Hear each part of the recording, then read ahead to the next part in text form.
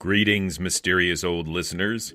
As part of our Patreon pledge drive, we're releasing a series of samples from our back catalog of Patreon-only content, so you can hear what you're missing. Today we present the debut installment of our semi-regular Patreon podcast, Cliffhangers of Doom, featuring our enthusiastic discussion of City of the Dead Part 1 from Adventures by Morse.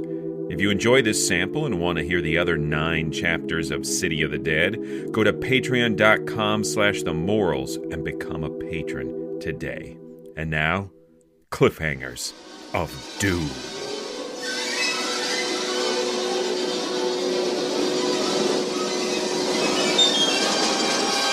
Cliffhangers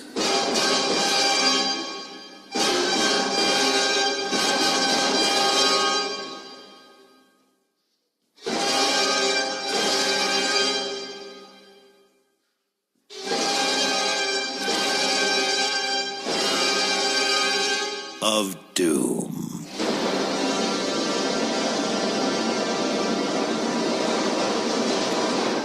Welcome to Cliffhangers of Doom, a podcast dedicated to adventure, crime, and mystery serials from the golden age of radio. I'm Eric. I'm Tim. And I'm Joshua. For our debut serial, we chose The City of the Dead from Adventures by Morse. Carlton E. Morse created 2 of radio's most beloved serials, One Man's Family and I Love a Mystery.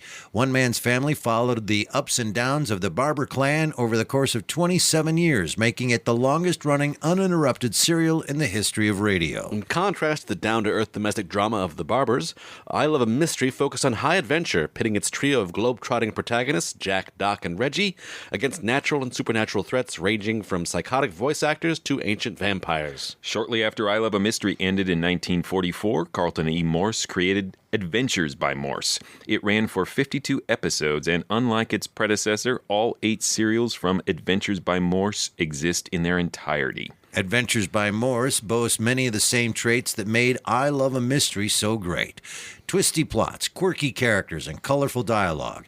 In fact, the series leads, Captain Bart Friday and Skip Turner, are, for all intents and purposes, renamed versions of Jack Packard and Doc Long from I Love a Mystery. The only thing missing is poor Reggie York. The City of the Dead was the first serial of the run and introduced the structure Morse would use throughout the series. A 10-part adventure followed by a 3-part adventure, then back to a 10-parter again. Exact broadcast dates for the serials are unknown, but most researchers believe the series began in 1944 and ended sometime in early 1945. We'll share more background about the series as well as its creator in subsequent episodes. For now, let's listen to Episode 1 of The City of the Dead from Adventures by Morse.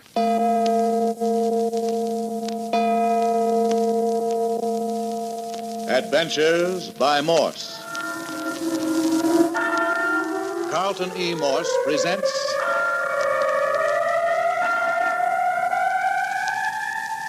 The City of the Dead, featuring Captain Friday. If you like high adventure, come with me. If you like the stealth of intrigue, come with me. If you like blood and thunder, come with me. But first, listen to a word from our sponsor.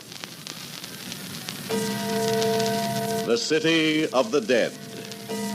There are 10,000 citizens in the City of the Dead, each with a white marble slab indicating each residence. The gates of the City of the Dead have long been closed to newcomers. It is a city whose population has remained unchanged for the last 10 years. And the mayor of this city is Joshua Friday. Some call him caretaker of the old cemetery in the valley. But anyone who knows Joshua Friday at all calls him mayor. He is the only living person in the City of the Dead. That is, unless you care to include Lammy Fink, a slow-witted fellow who does kitchen police duty and a little gardening in the city during the day, and retires beyond its precincts at night. The City of the Dead lies in a tiny valley 25 miles from the suburb of a great city.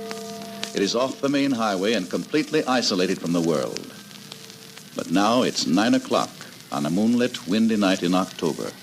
Come on, get out of that car. You heard me. What do you want? You want me to plug you? Oh, Jimmy, do what he says. You too, girl. Get out. You let go of me. You let that girl alone. And get out of the car, both of you. Yeah. Now start walking. No, the other way. But that's toward the graveyard. You heard me. And don't look back or they'll pick up your bodies in the morgue wagon in the morning. Now get moving.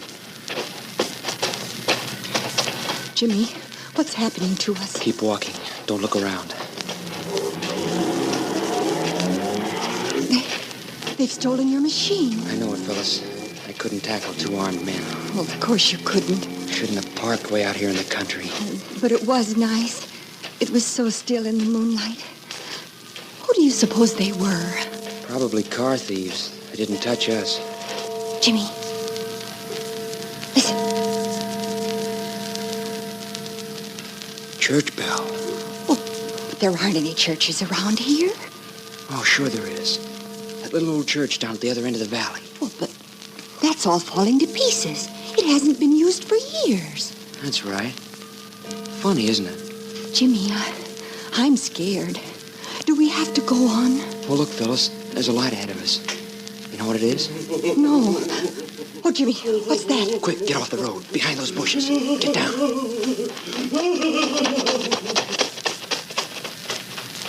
Oh, Jimmy. Jimmy, what was that? What was... Shh. Oh, I wish we were home. Don't talk so loud, Phyllis. That fella acted as though he were being chased. Chased? Listen. Don't hear anything, do you? No. I mean, come on. Keep on the grass. Well, where are we going? You saw that light. I just remembered that the caretaker of the City of the Dead lives around here somewhere. That must be his place. Oh, I don't like that name. What? City of the Dead? Yes. Graveyard's bad enough. Well, anyway, we'll get him to let us use his phone and call the police and have a car sent out for us. Oh, there, you can see the outline of the house among the trees. See it? Uh-huh. Looks awfully lonesome, doesn't it? Look. What are those? We're inside the City of the Dead. Those are the tombstones glistening in the moonlight. I don't like it, Jimmy. Oh, here's the door. Oh, Jimmy, don't leave me. I'm right here in the shadow. He doesn't answer. It's funny. What do you want? Oh, Hey! no. Hey, where did you come from? What do you want? Are you the caretaker? Supposing I am. Oh, what made you sneak up on us from behind? That you making that crazy noise? What noise? Oh, you mean the man crying? Oh, so 'twas you. Oh, no, it wasn't. He passed us down the road. He was scared. What are you doing here? Why, our car was stolen from us. Oh, stolen? Hi, Doc. Open the door. Yes, two men held us up. We want to phone to the city for help. Do you hear, Doc? They're coming, Mayor. Oh, here you are. Well, what have you there, Mayor? Go on in, you two. Yes, sir. Lock up again, will you, Doc? Sure. Were they the ones picking up the rumpus? Yeah, tell a queer story. Here, you two, sit down. Said the car was stolen, Doc. Who stole it? Well, I don't know, just two gunmen. Yeah, Here, Mayor, you better let me do the questioning. We'll get further. go ahead. What's your name, son? James Parker, sir, and this is Miss Phyllis Carroll. How do you do, Miss Carroll? Now, Mr. Parker, as I understand, you and Miss Carroll were out riding this evening. Uh-huh. We were parked down the road near your house. Parked? What for? No, Mayor. It looks suspicious to me, Doc. With all these other goings on. No, you just don't understand the modern young folk, Mayor. You'd better let me do the talking. Now then, you were parked on the edge of the road, I take it? Yes, sir. And then what happened? Well, two men suddenly appeared, one on each side of the car, and told us to put up our hands and get out of the car. They were armed, you say? Yeah, both of them.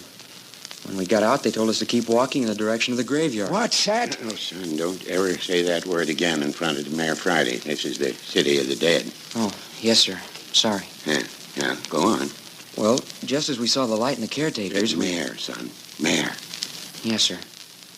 Just as we saw the light in the mayor's house, we heard someone coming down the road as hard as he could run.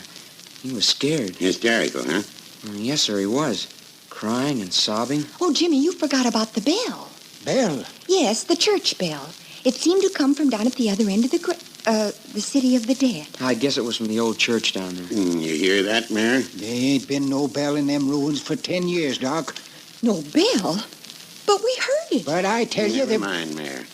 Now then, son, what happened after that? Well, after the man ran by, we waited a few moments, and we came to the door and knocked.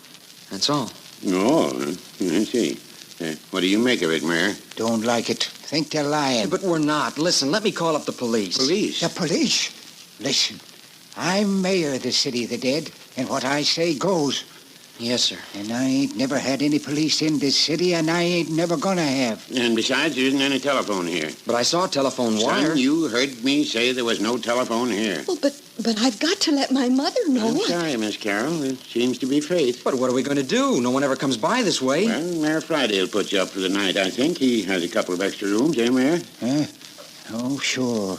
Oh, but I've got to get home tonight. Now, Miss Carroll, you better just take it all as an adventure and make the best of it. Isn't that right, son? Yeah, I guess so. Maybe if we started to walk back, we could pick up a ride when we hit the main highway. No. We couldn't think of letting you do that. You simply must accept Mayor Friday's hospitality. Now, I'll tell you what. While the mayor is fixing up your rooms, I'll brew us a cup of coffee. But I don't want any coffee. Oh, tut. Of course you do. Yeah, there's still a fire in the kitchen stove, and the kettle's almost to a boil. We'll have coffee in a jiffy. But I want to go home. Don't say any more, Phyllis. Jimmy, what does it mean? I don't know. Something's up. I don't get it, but we better play up to him. Pretend like you thought nothing was the matter. Well, are we prisoners? Looks like it. Now, don't worry, though. I can take on these two old duffers if I have to. Well, but who is this doc person? Oh, shh. Here he comes. Now then, coffee's all ready.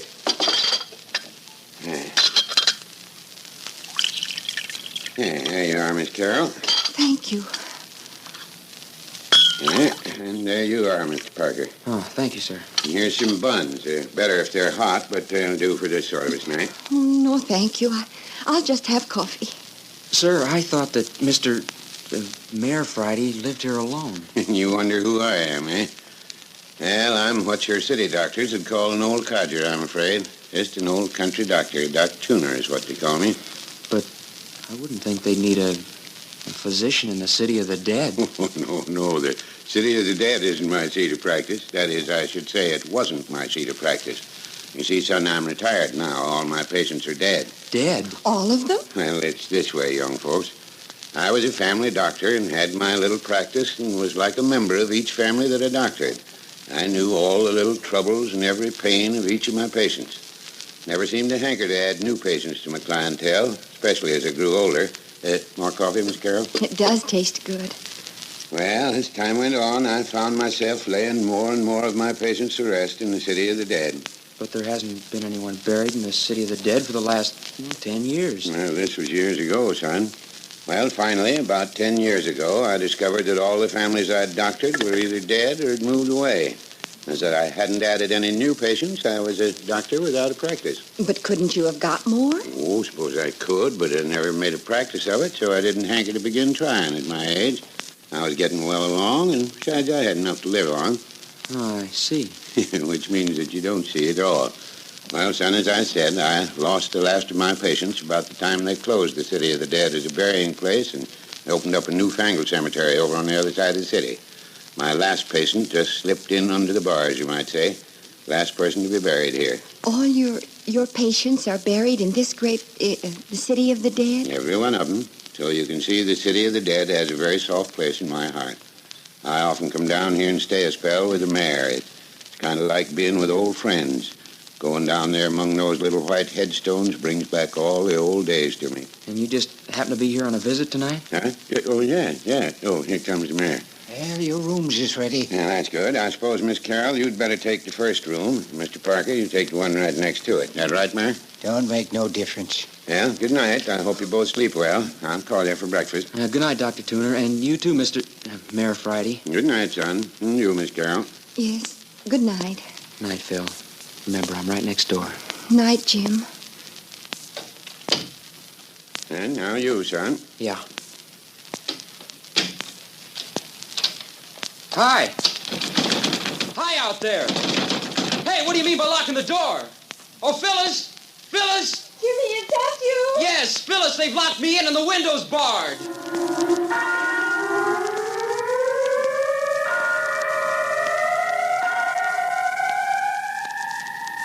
Out of the night come two youngsters. Into the web of intrigue woven by two strange old characters they fall. Prisoners of Doc Tuner and Mayor Friday. Just who are? But before we go into that, a word from our sponsor.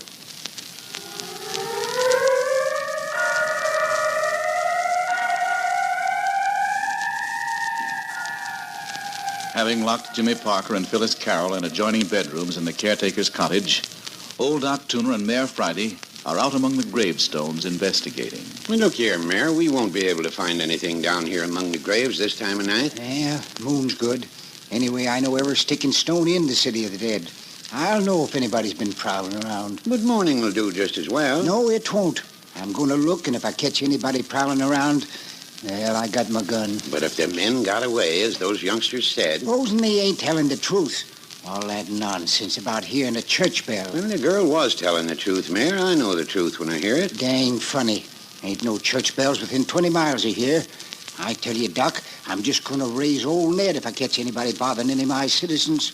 They come to the city of the dead to rest, and I'm going to see that they get it. No, of course, Mayor, but what gets me is why anyone should want to rob a 10-year-old grave and let... By Jove, Mayor. Huh?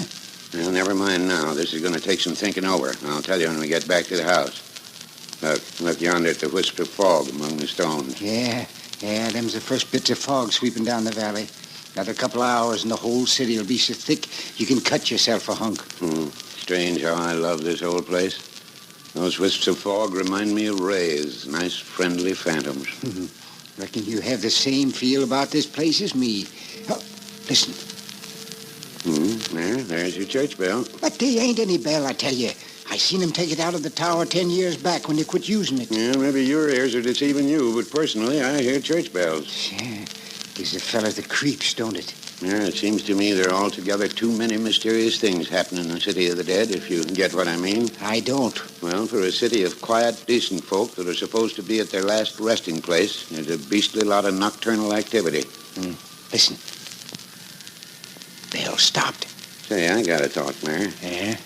Why don't you put old Lammy Fink to keep a lookout at night? If he saw a prowler... If he saw a prowler, he'd have a fit. Lammy Fink. That addle-brain wouldn't stay in the city of the dead after dark for anything on earth. Well, to be honest about it, Mayor, it looks to me like the kids are telling the truth. In the morning, we'd better feed them and send them on their way. And have them go home and tell a long rigmarole about auto bandits and hysterical men and phantom church bells and us locking them up for the night? Well, you can't keep them locked up indefinitely. Better turn them loose before any more harm's done. Mighty funny they should show up right at this time. Looks queer to me. Somebody's been monkeying around in the city of the dead for the last week. Then we up and catch a couple. Don't seem natural to me that they should be innocent. Well, and then I lied to him about the telephone. That's something else for him to talk about. Gosh sakes, Doc. If they went to the police with all that, the city of the dead would be run over with police and thrill hunters for weeks. I ain't gonna have it. What's this? Look here. Man's cap. Yes, it's a cap, all right. Recognize it? Yes. You don't say, Mayor. Yes. Belongs to Lammy Fink. Don't tell much. Might have left it here yesterday while he was working. No, he didn't. I was by this way after he left last night. Wasn't here then. And anyway, he was working down at the other end of the city. And again, I seen him when he left after work, and he had it on his head then. Well, those are three pretty definite reasons to make us believe that Lammy Fink isn't so afraid of the city of the dead after dark as you thought. Likewise, it rather indicates that Lammy was down here tonight. I know Lammy. He wasn't down here. Not if he could help it, he wasn't. You're a stubborn fellow, Mayor. You deny their church bells even when you hear them. Now you intimate that a man's cap has arrived on the scene without reason or assistance. Well, things ain't like they should be, Doc. Something's the matter. Somebody's desecrating the city of the dead. Well, the thing to do is to question Lammy tomorrow. Shh, wait. Listen. Church bell again. Say, I'm beginning to think you're right about investigating that old church. I'll go down with you tomorrow. I ain't gonna wait till tomorrow. I'm going down there now. Oh, come now, Mayor. It's getting foggier than the deuce. You won't be able to see anything. Going anyway. If there's anything there, I'll see it. Oh, what's the use of chasing phantom church bells this time of night? Don't come if you don't want to. I'm going. Well, if you're going, I might as well go, too. You ain't fidgety at your age, are you, Doc? Who, me? Blamed old fool. Come on.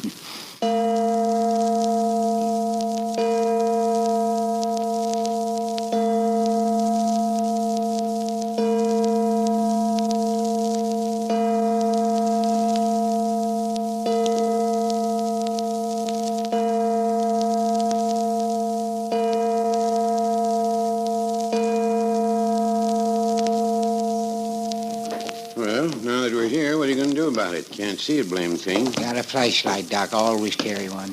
Dilapidated old ruin. Should have been torn down long ago. Come on, I'll lead. And look out where you step. Every board's full of rottenness. Floor's liable to collapse and let you through. I ought to know that. Been in here often enough. Hey, what in tunket's that? Oh, nothing but the rafters creaking. Can't you feel the whole building sway when the wind blows? It's that old. The whole shebang's likely to crash down on us. Don't reckon so.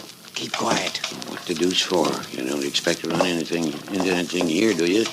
Most folks have better sense than to risk their neck from this kind of a place. If a bell rung, somebody rung it. But you said there wasn't any bell. Mm-hmm. Last time I was in here is when we buried old man Burton. It's more than 10 years back. You remember old man Burton, Mayor? Yeah. Yeah, walked down this very aisle behind his coffin. Oh, Lord almighty, Mayor. Just a screech owl, Doc. That's the blamedest noise. Shh, hold it. I told you we should have waited until morning. It ain't nothing. Come on. Where are you going now? We're gonna climb up this here ladder into the belfry. No, we're not. I am. Like as not, one of the rungs will give way and you'll break your neck. I'm gonna chance it. Yeah, then let me go first. No. This here's my funeral. You be careful, Mayor. Listen to those rungs squeak under your weight. Yeah, they'll hold, I guess. Are you coming? Yes, of course. Hold that light down here so I can see what I'm doing. All right. I'm right behind you. All right, Doc. You wait for me at the top of the ladder. Yeah. If there's anything doing, I might as well be in on it. Yeah.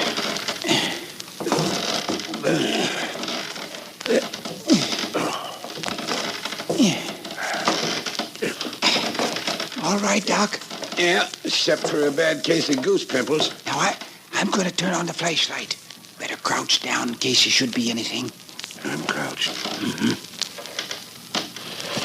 Look out! Look out! What's the matter? Didn't you see it? See what? Whatever made that noise? Them was pigeons. Scared the pie out of them. But I saw a shape, shadows. Yeah, just the pigeons flying around. I don't believe it. I saw something big. Oh. Yeah, where is it then? Couldn't have gone down the ladder. Couldn't have jumped out of the belfry without busting its neck. Yeah, have your own way. Anyway, there isn't any bell up here. Exactly like I told you. So, you see, we had all this monkey business for nothing. You satisfied now? I heard a bell tonight. Of course you did. So did I. Well, where did it come from? Ain't no other buildings around for 20 miles. Yeah, looks to me like you deepened your mystery rather than solved it. Yeah. Look. Cobwebs all over the place. Ain't nobody else been up here for years. Anybody can tell that. Hey, Mayor, let's go back to the house to do our cogitating. I'm not what you'd call comfortable perched up here in this old belfry. Yeah, reckon we might as well go down.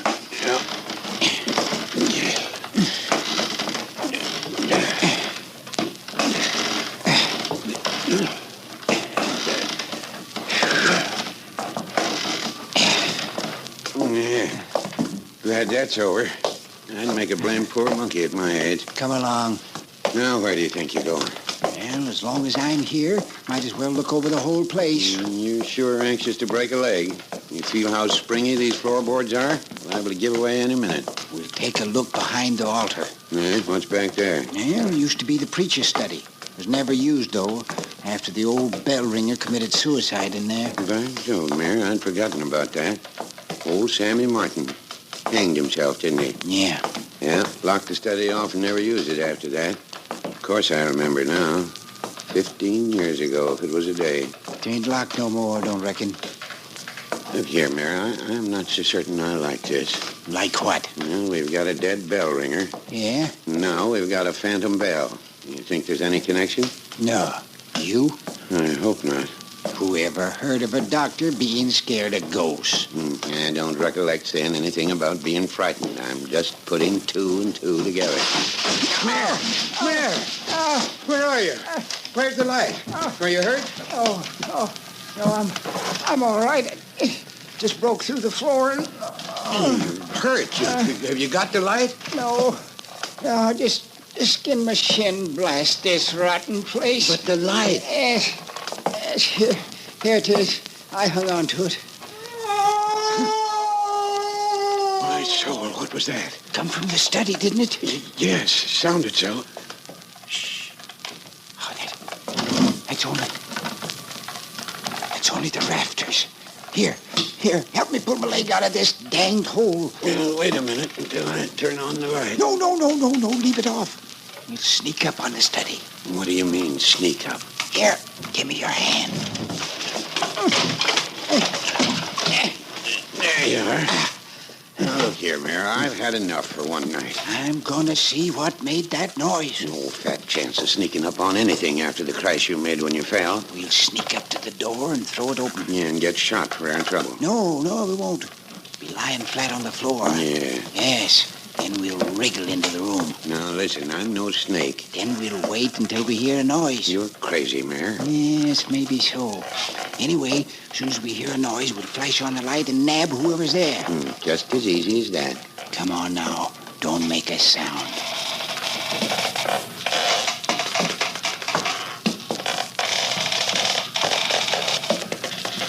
Here's the door. Lie down flat. Right in front of the door? Yes. It swings in. I'm right alongside you. Well, who's going to open the door? I am. I've unlatched it. All I got to do is give it a push. Well, push. What? Ow!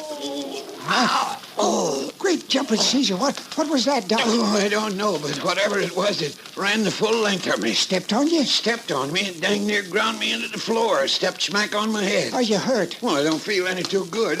Can you walk? Oh, of course. Well, our ghost seems to have gotten away. Turn on the light. Let's get into the room and look around. Yeah, I could do with some light. There. Mayor, I haven't told you the worst yet. Huh? The worst? Yes, the worst. Mayor, whoever it was that ran over me didn't have shoes on. Look where his nails scratched my face. Oh, gosh almighty, Doc. Wasn't it a man? Well, I tell you, he was barefooted if it was. Gee, Rushy. It'd take claws to make scratches like that. Here, tie your face up with this handkerchief. It's bleeding. I hope you're satisfied. Now, just a minute. I want to look around this study. Give me the flashlight. There ain't no limit to your curiosity. Shh. There it is again. Whatever it is, it's hanging about outside. Look there, Doc. There's a bell rope. Bell rope? Yes, see it? That claw-footed man, or whatever it is, has been ringing the bell from in here. Look where it disappears through the ceiling. It's a new rope. Hey, Mayor, what are you doing? I'm gonna ring that dang bell. No, you want to prove to yourself that there is a bell, huh? Well, of course there's a bell. I always knew there was. Well, go ahead, pull it. My face hurts. I'll give it a yank that'll pull the whole contraption down. Well, pull. Yeah, here goes. Mayor! He's shot. It wasn't a bell, it was a trap.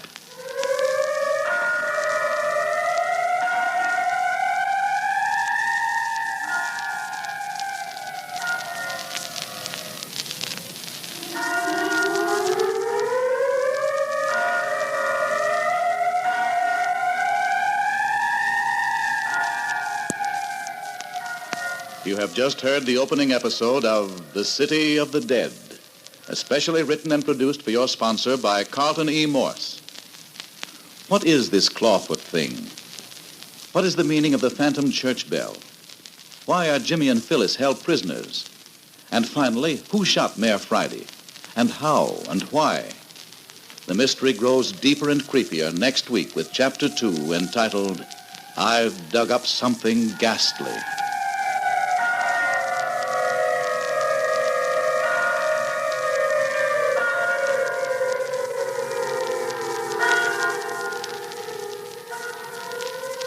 That was episode 1 of The City of the Dead from Adventures by Morse here on Cliffhangers of Doom, the podcast. Once again, I'm Eric. I'm Tim. And I'm Joshua. Welcome to our first episode of this podcast. You might be familiar with us from the Mysterious Old Radio Listening Society podcast. I've heard that once or twice. Yeah, and it's a clever way for us to get in the serials because in the other podcast, it's hard to do a 10-part series.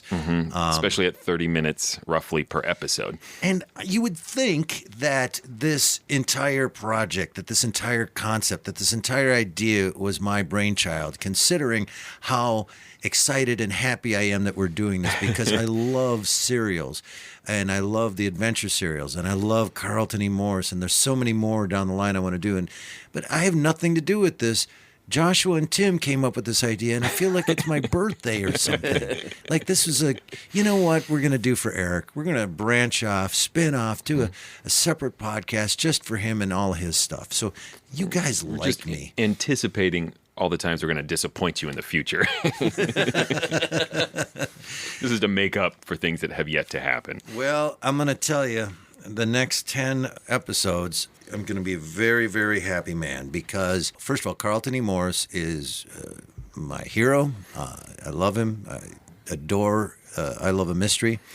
I Love Adventure is just gorgeous, and City of the Dead is one of my favorite things in the entire world. So there's going to be no secret to our analysis coming from me. I'm just going to be over here clapping and giddy and jumping up and down on my chair. I've heard City of the Dead, no lie, 30th time going through this entire series. I love it that much. I don't know what you guys are going to say, because neither one of you have listened to this before, right? Nope. And you are only going to listen of an episode at a time, so you have not heard episode 2 yet. Nope. So as we discuss these, they don't know what's coming I actually next. started with 10 and went backwards. So. So it's going to be on me to not Spoil things and to say, oh, well, that's because that guy eventually ends up being a unicorn. Oh, man. What? Yeah, it does not happen. This is the first time you guys have ever listened to something that's beloved to me, so I have no idea at this very moment if you like it or what the reaction is going to be. But I will say this to start. I don't know how you could possibly have any complaint about anything that starts with, if you like high adventure, come with me. If you like stealth and intrigue, come with me. If you like blood and thunder, come Get out of with here, me. you weirdo. Oh, my God. I did think when there's blood and if you like the Salvation Army, all right. That is the greatest opening ever written. I love it so much. I've named so many things in my life, from fantasy football teams to other things, blood and thunder, because of this. So let's just get right to it. Impressions, boys? I've been waiting 2 weeks to hear what you guys think. Well, when I finally got to the end of it, I had two thoughts. One was, oh my God, I love this. It's the best thing ever. And two, how long can I convince Eric I don't like this? And not long. I could not bring myself to actually do it, but... Oh, good. Joshua? Oh, I thoroughly enjoyed this first episode. I haven't heard anything past it, but I love this. This is crazy, but there is a method to the madness. Because if it were just, and then this, it is just... It is. It has a crazy amount of incident, shall we say, but structurally there's a lot of interesting things happening. And I have faith that some of that incident still might have some structure to be behind that we'll see. Yeah. But You can hang your hat on this, and this is why you should feel comfortable. You are already familiar with Carlton E. Morris, and you know you trust him as a writer. So moving forward with all of this happened, this happened, this happened, this happened, this happened, you know that there's nothing extraneous going on. Nothing he writes, do you end up later going, well, what about that thing with that thing? It's all so thought out and so connected, which makes this even more amazing because if I can do my list, there's a bell that's not a bell that's not there anymore, and there's a screaming, laughing man that goes running by them. They got hijacked at the top of the show by a couple of guys, and that's for now gone, and the mayor and the denial of the telephone and the fact they're being forced to stay the night, and then they have to sleep in the graveyard and they get locked in and the windows are barred and there's a table claw-footed, barefoot guy, and the best. It made me laugh out loud, but it was a laugh of joy. Right. yeah. Is when he pulls the bell rope and shoots himself. Like we needed one more thing, crazy thing to happen, and there it is. And you do, if you didn't know anything about Morse, and if you didn't know anything about this, you could look at this and go, that's too much. That's crazy. There's no way you can keep track of all this. So structurally, can I bring this up? The fact that it starts in the middle of the hijack at the top of the show. Oh, he wastes no time. So beautiful, because we don't know what's going on until they get to the caretaker shack and start to explain that we infer they were making out. Yes. And they were hijacked and they don't know why and they don't know who. But we don't really know what that opening get out of the car is the first line of this thing. He just drops you right into the action, which is great. It's the equivalent of a modern action opening sequence. Yeah. It's also a little bit of the Hitchcock Psycho move of, all right, here's my standard male-female protagonists who are in a sort of standard situation, and I feel very comfortable, and I know what's going to happen, that they're going to go and be put in danger in the graveyard, and they are not the main characters. Nope, that gets flipped in that second half. The guys who made you uncomfortable and you thought were creepy suddenly become reasonable, and you see everything from their point of view without negating what you experienced in the first half. All of that's true, but just with more information and by changing the narrative perspective, it's suddenly fresh and new. This would have been exhausting if it had stayed with this much incident just with Jimmy and his girlfriend. And Phyllis, And there's some novelty to having two distinctly old guys be your action heroes. Well, just so you guys know, I mean, this is how crazy interesting Morris is as a writer. This is episode 1 of a brand new series, right? We have not met the main characters yet. He doesn't even put them in the first 30 minutes. And I assume Mayor Friday is related in some way to Captain Bart Friday, but it's fun because I don't know how. Maybe he's his dad. Maybe he's a crazy uncle. Who knows? And Eric is trying to use his best poker face as he stares at me. Just staring at you. But it's so cool that he doesn't even introduce the heroes of this thing. He's able to pull the rug out from under you in a way that you thank him for over and over again, so you stop trying to predict things. So anything can be a surprise. You know, when they're walking around that church and he just gives you the suspense. This is rickety, be careful. Oh, yeah. That's so you know that there's a possibility. However, he waits and waits and waits until you least suspect But he doesn't fall, but he also gives it to you in other areas. Okay, that ladder is rough, but they make it up and down the ladder just fine. Do you know what I'm saying? Yes. So he may be giving you things, but you don't know which thing, if any of them are actually going to give way, literally. And then when the floorboard gives way, we're told that scream is a screech owl, right? So we jump out of our chairs. Oh my God, what was that? Like they do. It scared the screech out of me. But then it comes back, and you're like, no, that ain't a screech owl. Yeah. How many times did you jump out of your chair? I mean, there's like 6 of them. Like, oh my God, what is that? I had one question, and it could have been the quality of the recording. I listened to it twice. What do they say is the thing in the belfry that they see moving? He says it's just a blank, and it couldn't jump down. It was a large shape that he saw. Okay. He said they were pigeons. Oh, you just saw pigeons. I swear I thought he said pig. Oh, no, pigeons. At this point, I was like, I'd buy it if he said there's a pig in the belfry. Son, you got a pig in the belfry. You're going to let it out. What's so great, once you get the ending of this in 10 episodes, to listen to it again, this is why I love Morse. Everything you're hearing is legitimately part of what's going on. I like to be surprised. I like to have characters who approach things in unexpected ways.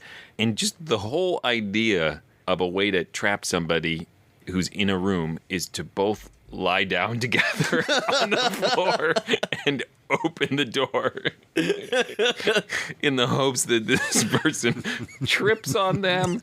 I had to listen to that twice. I went, I guess it makes sense. I thought it was, the idea was, so they don't get shot. Yeah, there's like a shotgun trap or something's gonna, which there was, just not there. Yeah, and it's also a way for someone to step on your head and then to realize it was someone without shoes and their bare foot clawed your face.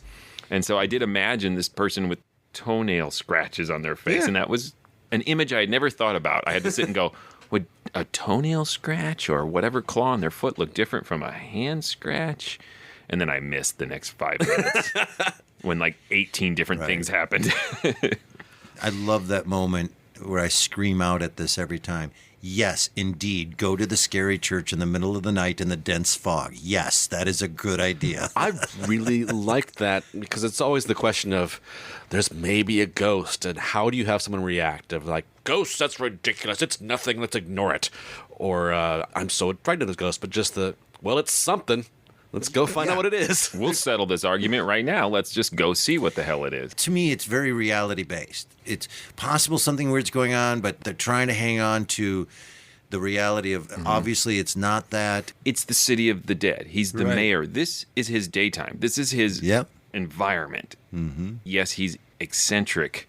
By he, I mean the mayor, and Doc has to keep explaining to him, like, we can't keep the young couple locked in the house forever. We're going to have to let them out at some point. And I like that the mayor never really gives into that idea. He doesn't really answer it, but he's not willing to say, yeah, I'm going to let them out. But I like the logic of the perspective of the mayor. As you said, when we get to the different narrative, they're not just crazy people locking him up. They're like, if this gets out, and with all the hijinks that's been going on in here lately, and we're going to be overrun, and I don't want people here. There's some logic to it, although somewhat illegal logic. Yeah, but you see the difference between the mayor and the doctor at that point. The doctor locked them because he thought, hey, maybe these are the guys who've been doing something criminal. And as soon as the doctor realizes, oh, no, they are just an innocent couple who were out necking, we should let them go. But we realize the hardcore member of the duo is the mayor. It's like, nope. Well, he doesn't want them to tell. Yeah, he doesn't want thrill seekers in his city of the dead. Once it was established early on, and this is kind of breaking topic here, but the idea of that this location is a graveyard that is no longer open. Like, we got all the bodies we're going to get. Chock full. And that these characters are the guy who runs that graveyard and a doctor who everyone he knows is dead in this graveyard. Yeah. And his last patient, and he retired, and now he comes and visits them in the graveyard. That totally, this fascinates me. I want a spin-off series just about those two at this point, and that's what makes a great serial. Is if, as Eric says, you haven't even introduced your leading characters yet, and you're already really interested and invested in the side characters, because that's what makes these type of stories boring. If you have a protagonist you like, but there's not a lot of life to the characters they interact with. They're sort of just caricatures. And these guys are plot engines, weird, eccentric people. And even Jim and Phyllis, I feel bad for Jim because he has had his masculinity stomped on. Because like, I love the line where he goes, there were two guys with guns. I couldn't really take them. And she's like, I know you couldn't. And then later he tells her, trying to make up, he's like, I can handle those two old duffers. And then he's like, wait, you locked me in the room. Like, here's the thing about Jim that I love in this first episode. As if things weren't weird and creepy enough, his demeanor is just as unnerving as everybody else. This is Jimmy. Yeah, okay. Well, maybe we should go in here. He's so calm and so weird. Okay, well, that guy that just ran by us screaming. Well, we haven't even talked about that guy. Right. Well, that's just guy runs by screaming and okay, we got other things to worry about. But a guy ran by screaming, and so there's another thing that needs to be solved. But don't you find Jimmy unnervingly calm and weird? I'm not giving anything away. I just find the delivery of that guy is like, you're not calming. I read him as he was trying, again, it goes back to this idea, he was trying to be the protecting male. Like, it's okay. I get that. Yeah, two guys overpowered me and stole the car, but I got this, honey. We'll just go to the graveyard. Everything will be cool. And the guy who runs by, at first it sounded like he was laughing. Then later they say he's crying. It has this indistinct emotion to it, which makes it unsettling. And just this idea that he's running down the road making that noise, the sound of the gravel. I visualized something like from a David Lynch film. Is what that reminded me of. I think this long, awkward scene of a guy running down the road. But they don't even have time to delve into it with everything else going on. Don't you love that howling siren between scenes? Oh, yeah. It's not music. It's just a nerving siren, and it's not really a siren. The other thing, coffee and buns. Have a bun and a cup of coffee. In the middle of the night. In the middle of the night. That's something my grandma and grandpa would have given me. At 6 years old. The other thing it's got going for it is after meeting this cast of characters, just them talking about Lammy Fink, I can't wait to meet him. Yep. Oh. There's a whole bunch of people to meet. Yeah. Now, you may listen and get into this, any listener or you two or anybody, and get down there and go, okay, I don't like it. But there is no way any human being could listen to that first episode and not say, yep, bring on episode 2. I'd like to hear what happens. Put this in a scale that may or may not please you, Eric, but when we listened to The Thing That Cries at Night, yes, I enjoyed it. Like, oh, this is good. I like this. I'm super excited about City of the Dead. Yeah. Like, no, it does please me. Converted. I started with I Love a Mystery, fell in love, listened to all that remained, and listened to them many times. Bury Your Dead, Arizona, and Temple of Vampires, and loved it. It wasn't till years later that I discovered that, he wrote other things. I mean, this is pre-internet, Yeah. And that he wrote other things, and they were available, and now the internet exists, and so you could find Adventures by Morse and I Love Adventure. I Love Adventure. Yeah. When I discovered this, City of the Dead, same thing. Wow, this is better. This is much more scary based, and it's much less high adventure more than it is what the F is going on. And there's some of that with Thing That Cries in the Night, but it's also got that swashbuckling hero thing going on. And he started to write much more horror genre stuff, and it's great. I love it a lot. I am regretting making the commitment to listen to this one podcast at a time because I just totally want to dig into the next episode. Well, you know what you There's could do? There's a claw-footed man. You know what you could do? You could listen to all 10 and then re-listen before each podcast. No, it's recording. more about I want to really be able to speak about them not knowing what the next episode will bring, because I think it captures what Morse was setting out to do. Yeah, that's exactly right. He wanted to hook people, want them to listen to the next episode. Well, this is what it would have been like. It would come out once a week, and then we would have all at work or, with our friends talked about the episode and what's going to happen next week. I'm going to go to work tomorrow and try to talk about the City of the Dead and see how long it takes me to get fired. This is what's wrong with binge watching. You don't have that ability to, you have to wait and discuss with your friends like, I wonder what's going to happen next week. They figured that out, and a lot of the streaming services are going back to a model where they're releasing them once a week. Are they? Because it builds that excitement and builds a week of people talking about it on the internet. The internet is the new water cooler, obviously. And, and I'm kind of excited to see that come back. The appreciation of the cliffhanger instead of next. As you guys know, I'm a big fan of Star Trek Discovery, the CBS All Access thing. I don't care to discuss if you hate it or not. Or I haven't seen it. And I fell in love with it, and I went, and I'm going to watch them once a week. And I did. I found a day, and I put it in my calendar and said, so I got really excited all week. Oh, Monday night's coming. I'm going to watch episode 3, and I made it last. So there you go. What do we do now? Do we vote? We vote at the end of this. Okay, so how do we wrap this up? Will Eric figure out how to end the podcast? Will Jimmy ever prove his manhood? Will our protagonists eventually decide to show up to their own serial? Find out next time on Cliffhangers of Doom.